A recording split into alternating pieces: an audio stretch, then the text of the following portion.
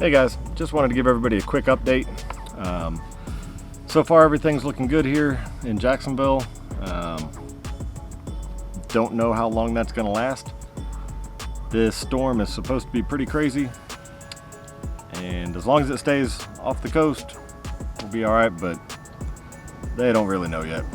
They keep saying it's going to get pretty close, and this is apparently like one of the most powerful ones that we've ever had. So yeah, fingers crossed. Last time, I think it was Matthew, lost power for like 10 days. That happens, y'all might not see me for a little while, but I will do my best to try to figure out a way to get videos uploaded. Come say hi, by all means, come on out. Twizzler. Cool. So, anyway. See, now you're watching me, it's awkward.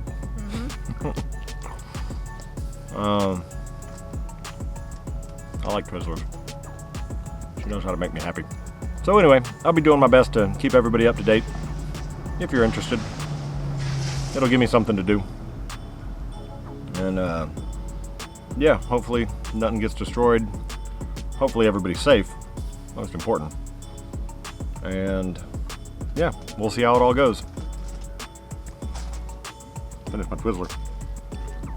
Ooh, more Twizzler.